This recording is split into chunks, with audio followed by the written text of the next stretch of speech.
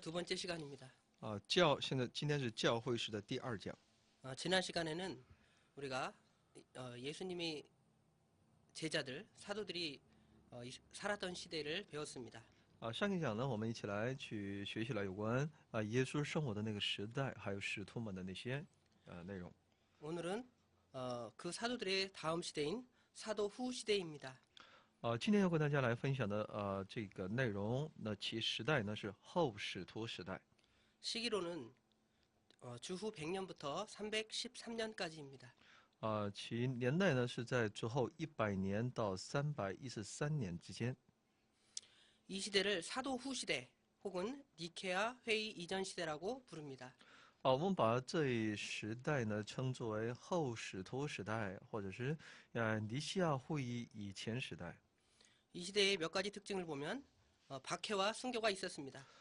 这一时代呢有几个特点呢，那就是一种逼迫和殉道。 네로 황제로부터 250년간 박해를 받았습니다. 从尼罗皇帝开始呢，经历了250年的那种逼迫。 대표적인 순교자로서 이그나티우스, 那么其代表性的殉道人呢，有一个内修斯， 폴리갑, 키프리안 등이 있습니다. 还有波里贾，还有基普利亚努。 다음으로는 이 당시의 교회를 카톨릭 교회라고 표현하고 있습니다. 而且呢，把这一时期呢称作为天主教教会。 이 표현은 오늘날의 천주교와 다른 표현입니다. 他呢这个时候的天主教教会的这种表现呢，和现在的我们所知道的天主教是不一样的。 우리가 사도신경에서 고백하는 공회, 거룩한 공회를 말하는 것입니다. 也就是指在我们在使徒信经当中所告白的那公会。 그래서 카톨릭은 공동이나 보편의 의미를 가집니다. 所以呢，天主教呢，它有其共同和普遍的意思。 이러한 공통의 교회를 갖게 된 이유는 박해하에서 승리하기 위해서 교회가 단결하기 위함이었습니다. 其有共同的意思呢，那就是为了抵挡那所面对的逼迫，所必须要协同的意思。 이러한 상황에서 사도신경이 이 시대에 이렇게 작성이 되게 되었습니다. 就在这样的一个时代背景之下呢，就出现了使徒信经。 이러한 박해 가운데서도 사상이 발달하였는데 먼저 온갖 박해 중에서도 전도 활동이 왕성하였습니다. 在这样的一个过程当中，思想各领域呢非常的开始发达，各样的逼迫当中，其传道工作呢非常的活跃。 이는 기독교가 생명력 있는 종교임을 이렇게 입증해 준 것입니다. 也就证明基督教是富有生命力的。 이 당시에는 헬라 철학이나 동방 종교, 유대교 율법주의 등이 이입되어서 사상적으로 굉장히 혼란한 시기였습니다. 这一时期呢，是可以说从思想这个领域呢是非常混乱的，有希腊哲学，还有东方教会，还有犹太的律法主义等等混杂在一起。 그노시스주의나 영지주의, 신플라톤주의 등이 대표적으로 기독교의 혼합주의를 만들어냈습니다. 其代表呢是格诺西主义，还有灵智主义，还有新柏拉图主义，给基督教带来很多的混合的这样的一些因素。 그 다음에 이 시대에는 기독교가 더욱더 그 중심지를 확장하는 시기입니다. 这一时期呢，也是基督教不断扩张的这么一个时期。 예루살렘에서 수리아, 안디옥, 그래서 소아시아까지 이렇게 먼저 퍼지게 되었습니다. 再来，其教会的影响力呢，从耶路撒冷到叙利亚，还有安提阿，还有小亚细亚来扩散。 그 후에는 유럽은 그리스 지역을 말합니다. 이집트, 알렉산드리아까지 교회가 확장되었으며 마지막에는 로마 제국까지 가게 되었습니다. 之后呢，又传到那欧洲，欧洲所指的是希腊板块，然后进入到埃及，然后到亚历山大，直到教会后来传到罗马帝国。 이렇게 교회가 확장 성장하게 된 요인은 다양한 이유가 있는데 먼저 성령의 역사가 있었습니다. 教会成长呢是有多方面的因素的，其中最大的是圣灵的工作。 다음으로는 신자들의 전도 열심과 왕과 귀족들이 교회에 들어오게 된 것입니다. 然后呢是信徒们的热心传导，还有那些国王，还有那些贵族们加入到教会当中。 거기에 더해서 가난한 자에 대한 구제와 봉사, 그 다음에 박해에 대한 인내, 그 다음에 고상한 도덕적인 생활 등은 교회 성장의 큰 요인이 되었습니다. 然后针对那些贫穷人的一些周济还有一些在逼迫当中的一种忍耐，还有高尚的道德活动行为，都给教会带来一个非成长的一个理由。 다음은 교회의 박해에 관한 내용입니다. 下面是有关教会所受的一些逼迫的内容。 먼저 교회 박해의 주요 원인들을 몇 가지로 보겠습니다. 首先是教会受逼迫的一些主要原因。 먼저 오해와 미신이 있었습니다. 首先是因为那些误会还有那些迷信所带来的。 기독교인들은 동굴 속에 모여서 음행하는 부도덕한 자들이며 성찬식을 통해서 자식을 잡아먹는다고 오해를 하였습니다. 人们对基督教徒有很多的误解的，他们认为基督徒呢躲在洞穴里面行各样的淫乱是不道德的，而且在圣餐仪式当中要吃掉自己的子女。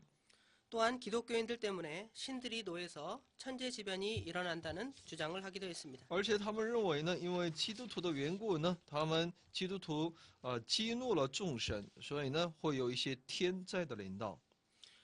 그러나 그것은 이면적인 이유고 진짜의 이유는 다음과 같은 것입니다. 但其他们逼迫的真正的理由呢是以下。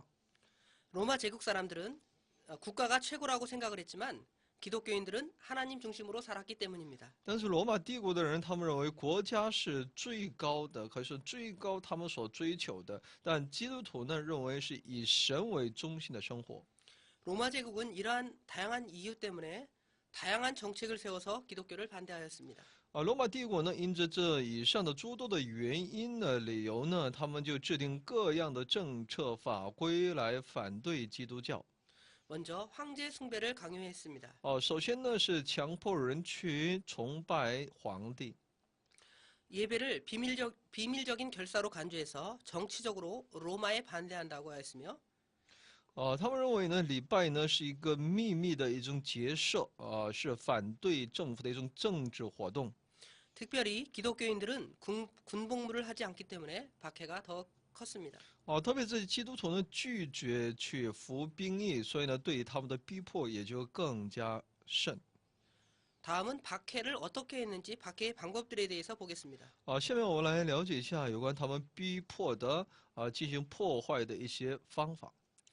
먼저 기독교와 관계하지 않는다는 증거로 성경과 성물들을 주어서 그것을 파괴하도록 했습니다. 为了证明自己与基督教无关，就强迫基督徒呢把其圣经和圣物呢让他自行破坏。 사회에서 추방하기도 했고 심지어는 죽이기도 했습니다. 而且呢把他们从社会当中把他们驱逐，而且甚至要杀害。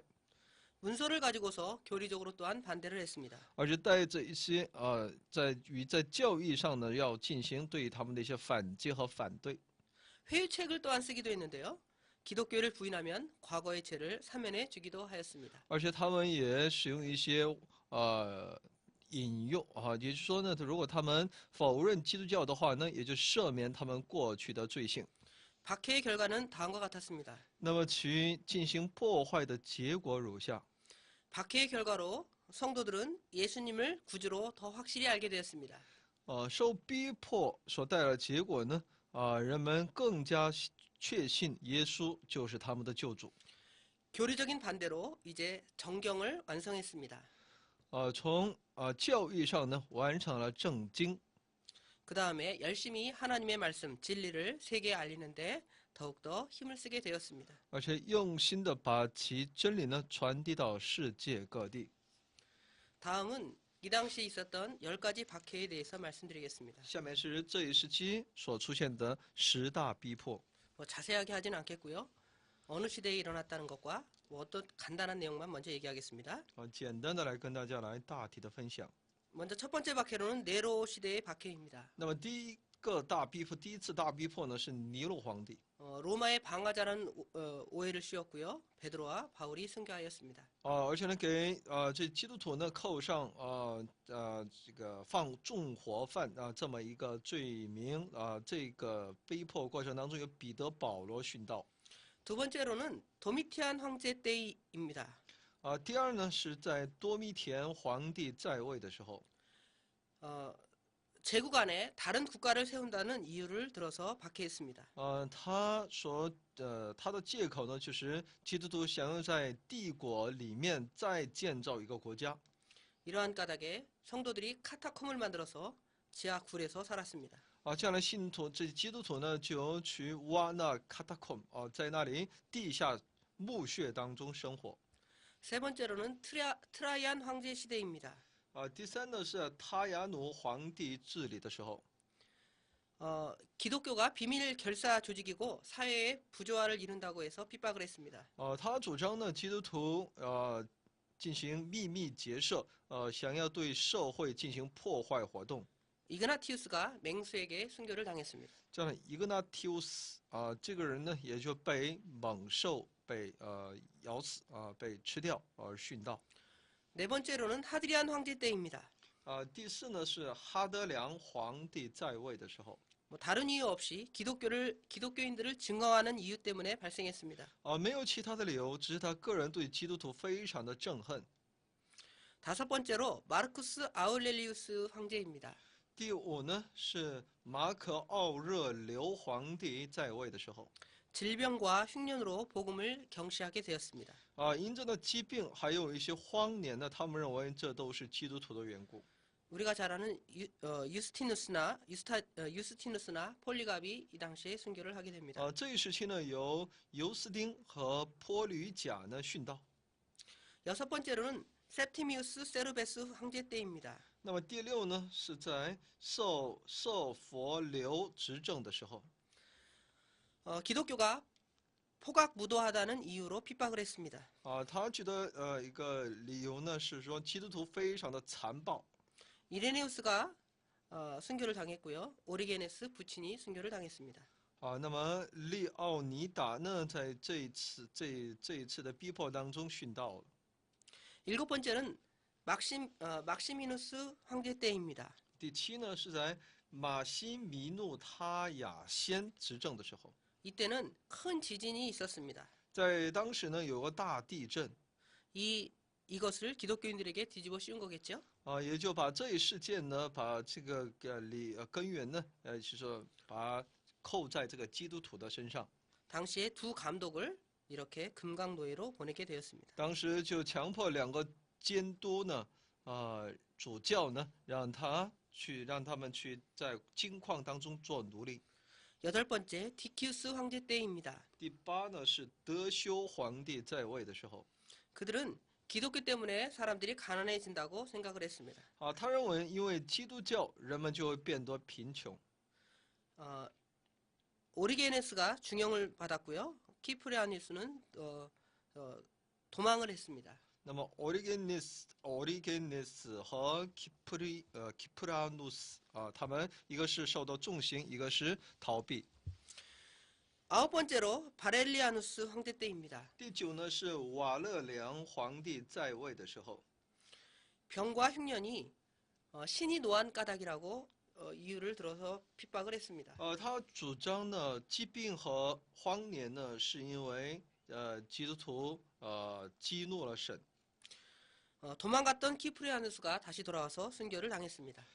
居普良呢他逃难当中的居普良呢被抓而殉道。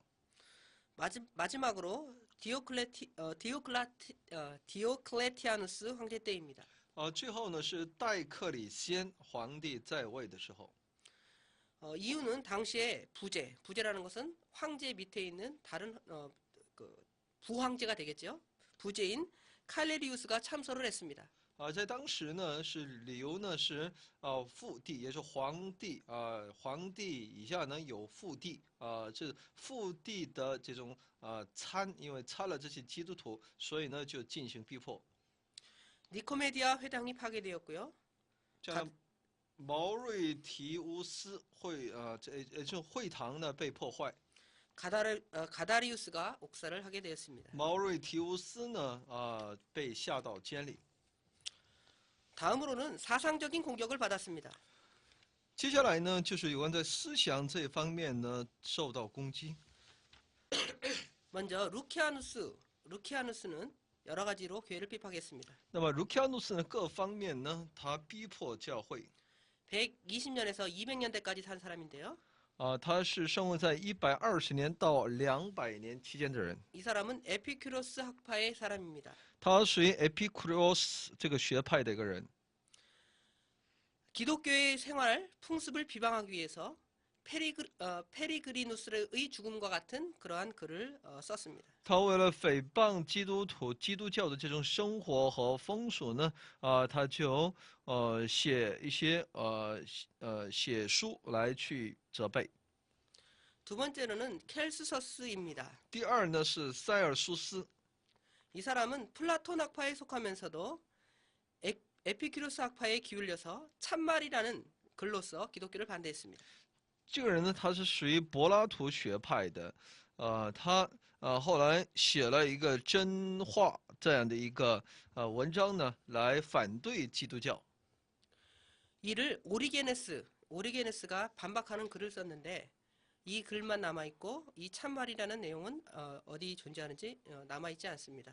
后来俄利根呢，他对此呢进行了反驳。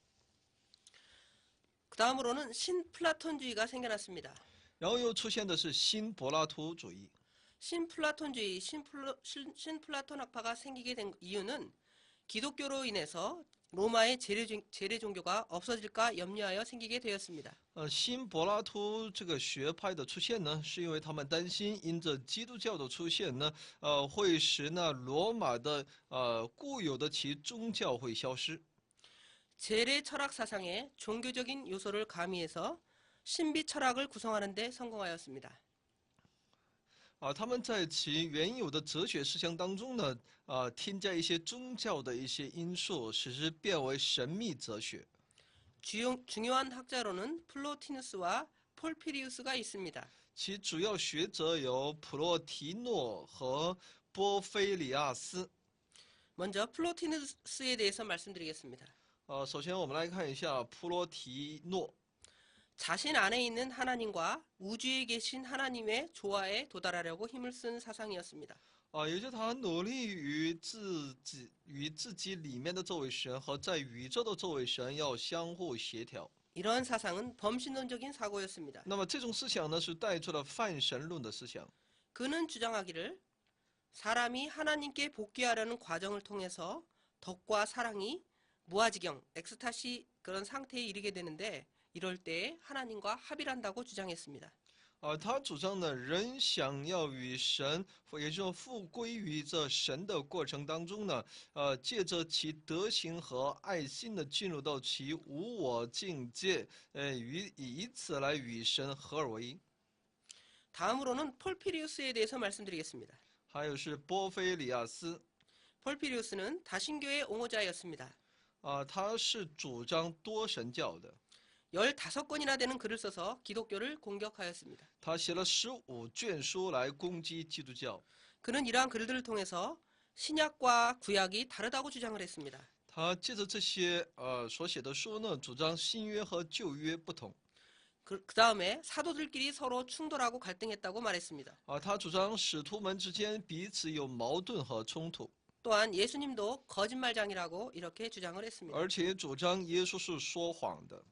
그러나 신플라톤 학파가 철학으로서 종교를 대신하려고 했기 때문에 이것은 실패하게 되었습니다. 但新柏拉图主义呢，这个学派呢，想要借着哲学呢来代替其宗教，所以呢，最终失败了。 다음은 교부에 대해서 말씀드리겠습니다. 下面我们来一起来分享一下有关教父。 먼저 교부가 누구일까요? 首先，教父是谁呢？ 교부라는 것은 예수님의 제자 사도들의 직계 제자입니다. 教父呢，就是耶稣的那些门徒，也就那使徒的直系，也就嫡系的门徒。 그는 교회의 그들은 교회의 정통성을 가진 자들이었습니다. 他们拥有教会的正统性， 그들을 통해서 교리 발전의 역사에 중요한 위치를 차지하게 되었습니다. 接着他们因着他们呢，在教会的教义这一发展当中，他们起了非常重要的作用。 교부들을 네 수로 말할 수 있는데 첫 번째로 속사도 교부입니다. 那么教父呢，可以分为4个部分，就属使徒教父。 두 번째로는 변증가입니다. 第二是辩证家， 세 번째로는 헬라 교부입니다. 第3呢是希腊教父， 네 번째로는 라틴 교부들입니다. 第4呢是拉丁教父。 먼저 속사도 교부에 대해서 말씀드리겠습니다. 首先，我们来看一下属使徒教父。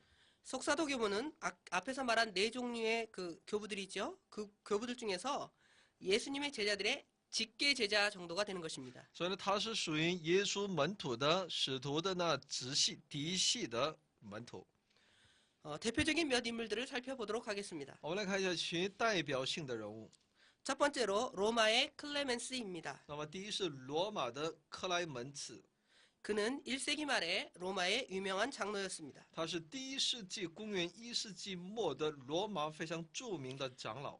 그의 저서로는 고린도 교회에 보내는 편지가 있었습니다. 然后他著有写给格林多教会的一封信。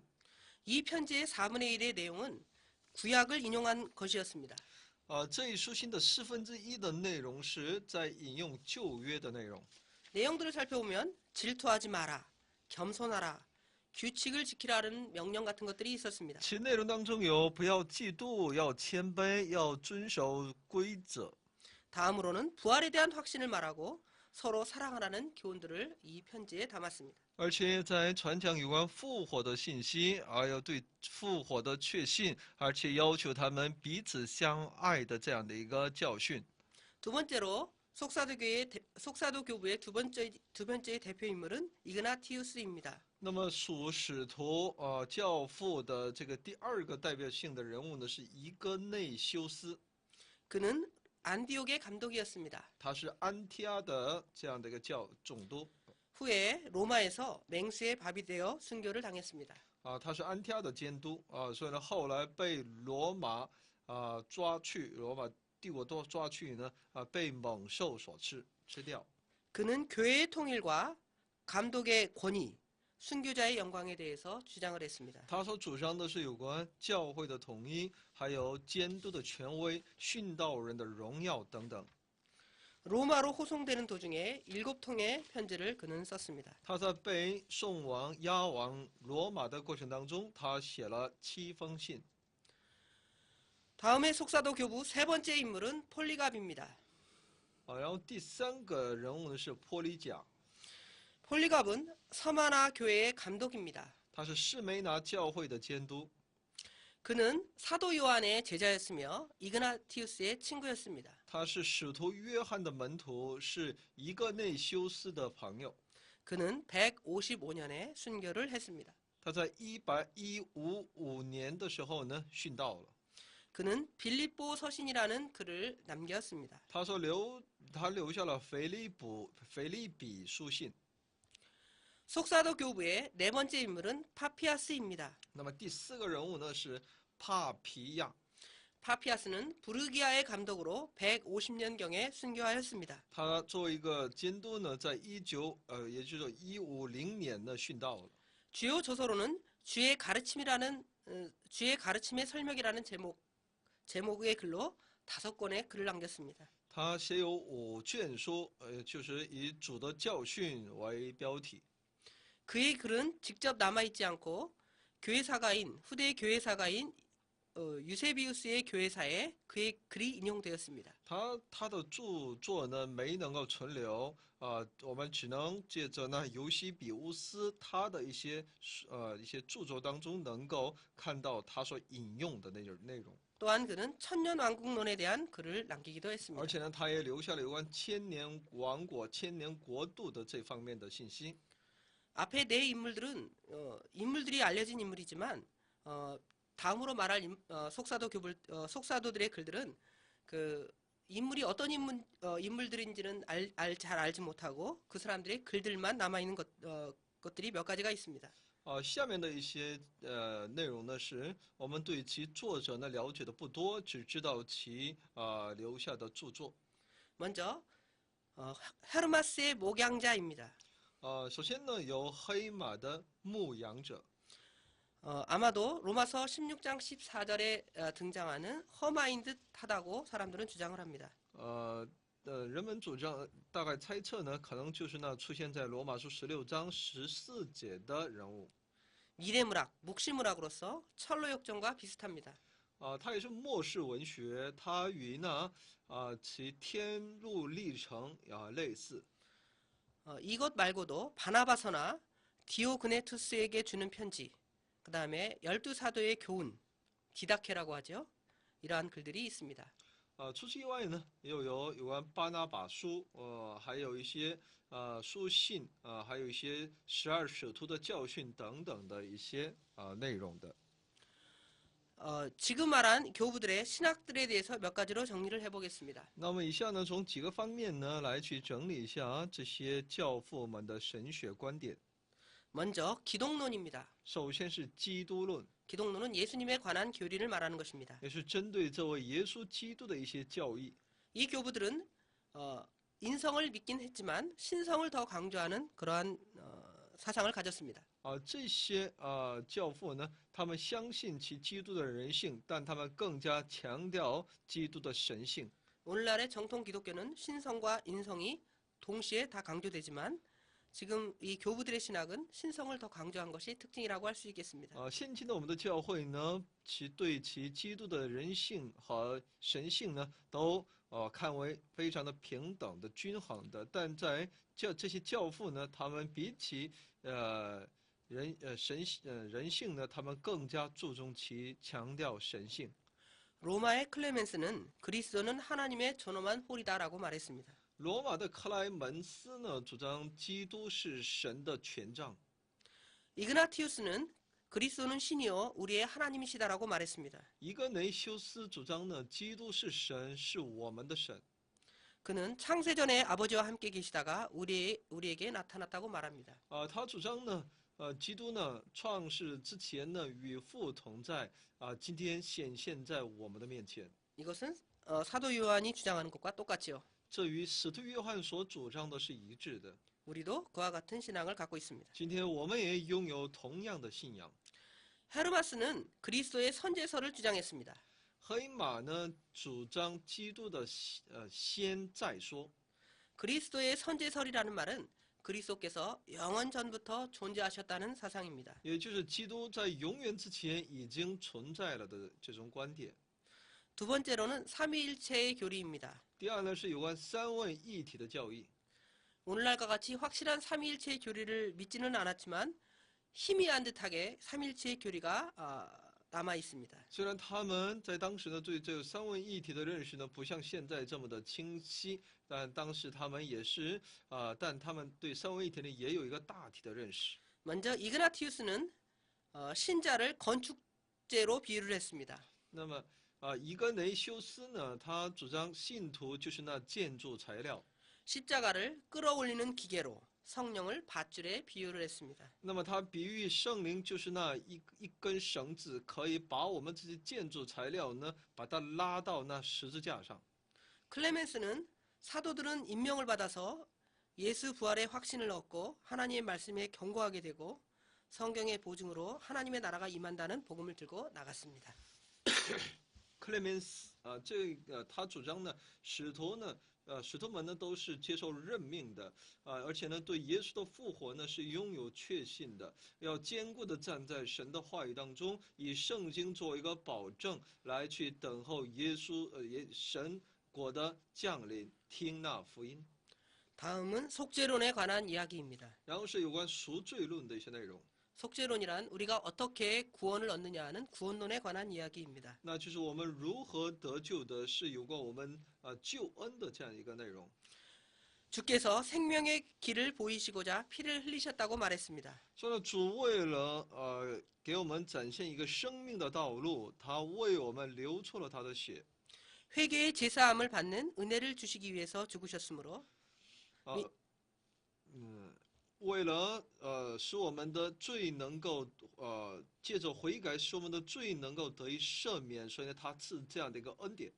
믿는 자들은 전능하신 신께서 의롭게 하신다는 그 신앙으로 의를 얻는다고 말했습니다. 为此而为我们死，所以呢，所有信他的人呢，就相信全能的神对于他们，对于我们所称为的义，所以呢，我们凭着这样的一个信仰可以称义， 예, 이신득의를 주장한 것이죠. 也就是说因信称义， 이신득의 잘못 썼습니다. 이신득의 믿음으로 말미암아 구원 얻는다. 因 이신득의. 着信心而得救恩。 다음은 그들이 믿는 천년왕국설이었습니다. 然后就是他们所相信的千年国度， 그들은 재림이 멀지 않은 장래에 일어난다고 믿었습니다. 他们相信主的再来不可以说呢快临近了， 그리고 그리스도께서 천년 동안 이 땅에 왕노릇 하신다고 설명을 했습니다. 而且他们主张呢，基督呢要在这个地上做王1000年。 그러나 아직도 이방과 구약 사상의 영향을 받아서 윤리주의가 이렇게 아직 농후하게 남아 있습니다. 但他们也依然受到那外邦和旧约思想的那些影响，所以呢，他们也非常的注重其伦理主义。 다음은 변증가들에 대한 내용입니다. 然后下面是有关辩证家的他们的一些内容。 아까 교부들을 말할 때 교부들의 네 번째 종류들 중에서 첫 번째가 속사도 교부고 두 번째가 변증가였습니다. 刚才我们也看到一些教父当中呢，有使徒教父，然后是辩证家。 변증가들이 하는 일은 기독교를 반대하는 자들에게 기독교를 변증하는 일을 하였습니다. 他们所做的工作呢，就是针对那些反对基督教的人进行一些辩证，来支持基督教。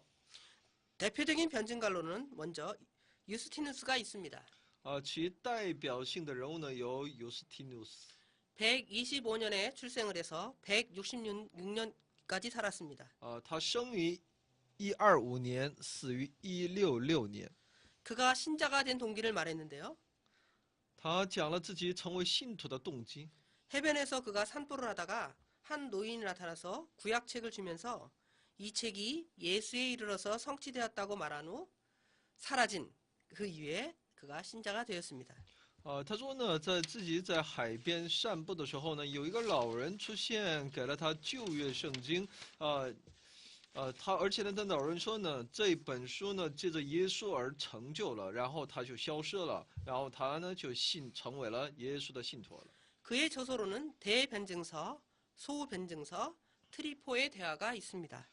他的著书呢，著作呢有大辩证书，还有小辩证书，还有 트리포之间的对话等等。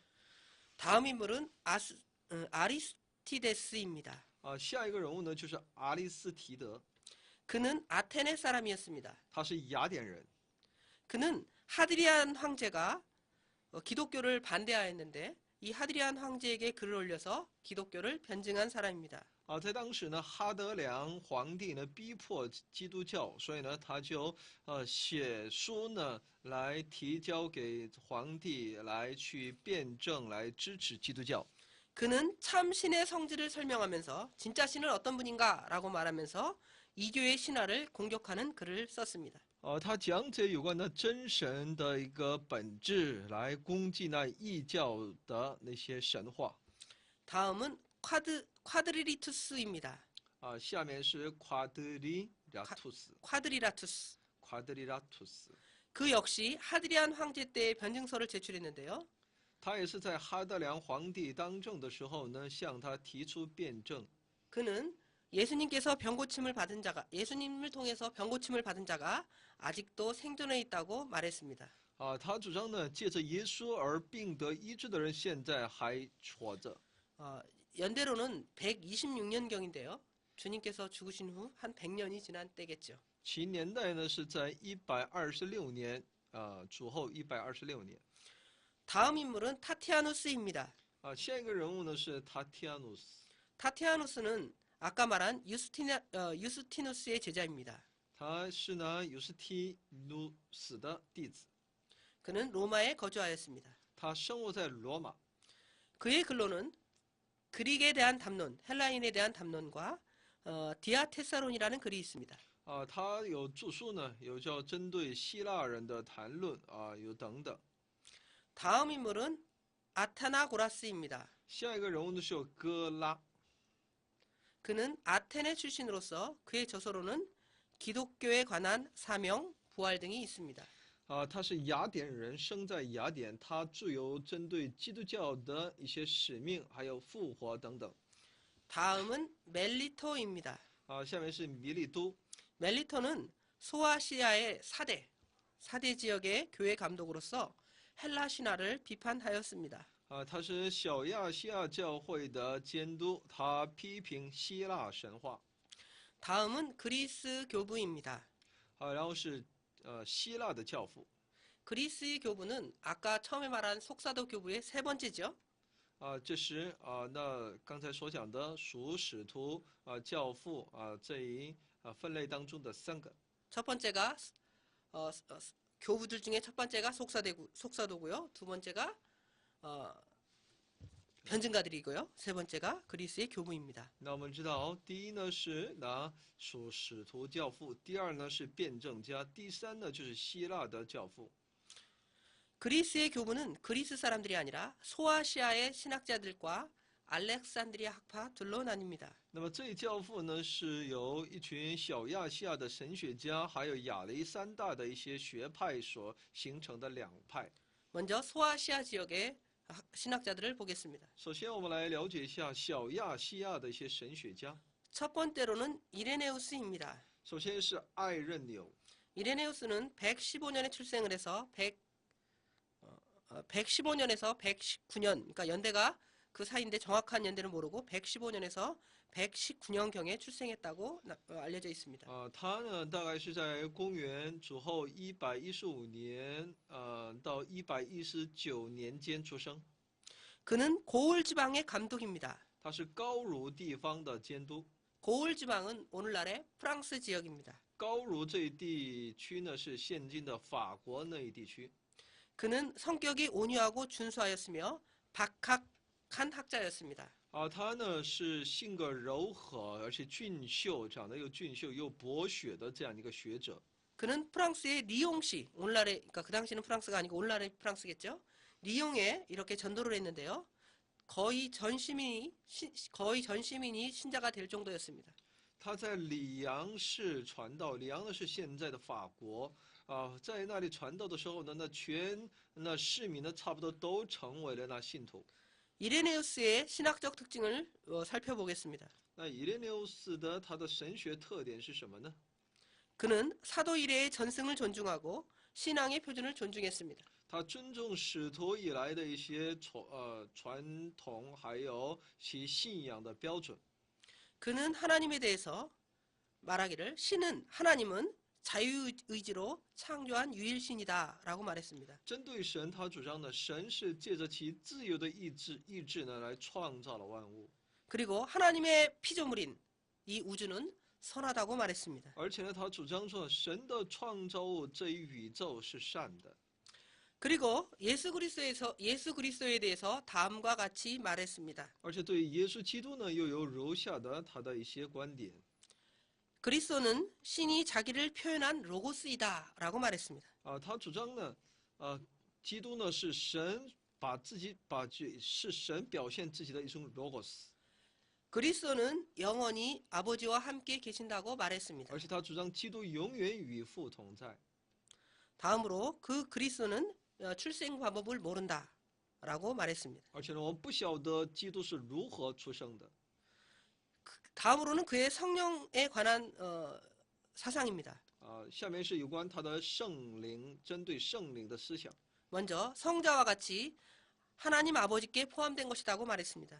他主张呢，就像圣子一样，圣灵也是属乎这位父神的。 그러나 성자에게 복속한 지위에 있다고 말했습니다. 但他却应当服从于圣子。 오늘날의 그 삼위일체 교리와는 좀 다르지요. 与现今的三位一体的教义是有一点不同。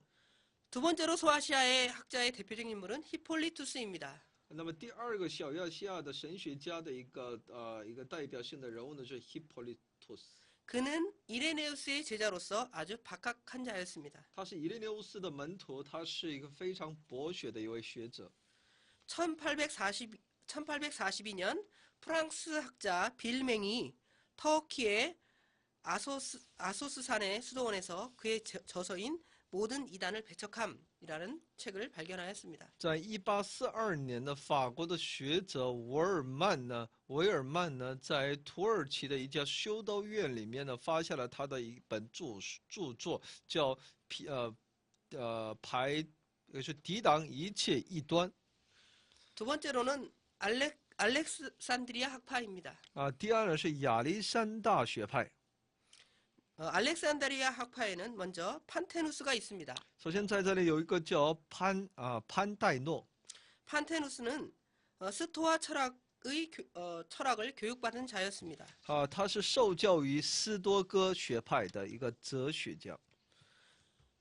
열심가로서 인도에 가서 하나님의 복음을 전했습니다. 他蛮有热心，他要到印度去传福音了。 다음으로는 플레비우스 클레멘스입니다. 啊，下一个人物呢就是克莱门斯， 이 클레멘스는 로마의 클레멘스와 다른 인물이겠죠. 他与罗马的克莱门斯是不同的，是另外一个人。 그는 판테누스 문화에서 수학하였으며 189년에서 12년 동안 신학을 가르쳤습니다. 他是在潘代诺门下呢，受到教育的。在189年的时候呢，他在那里讲授了12年的神学。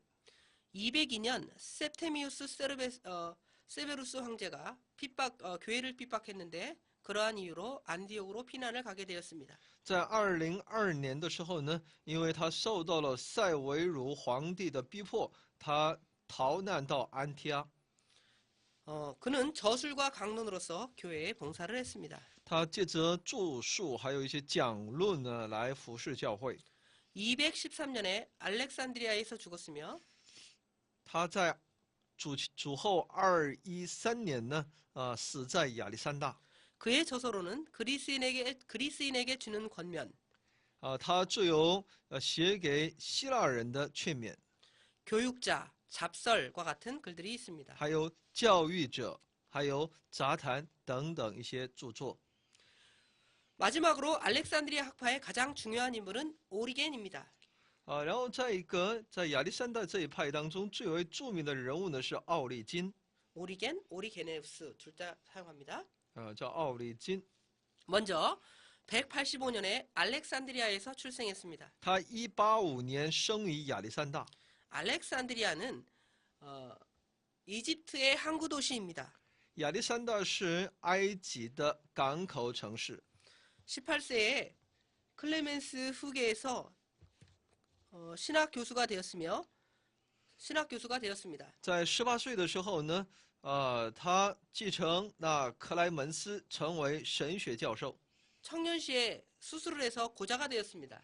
在青年时代呢，他接受手术。 성경 말씀의 한 구절을 인용해서 이와 같은 행동을 한 것이지요. 他是借着那圣经的某一章节的经文呢，所以呢他自残，可以说呢进行手术。 그는 244년에 옥중에서 사망을 했습니다.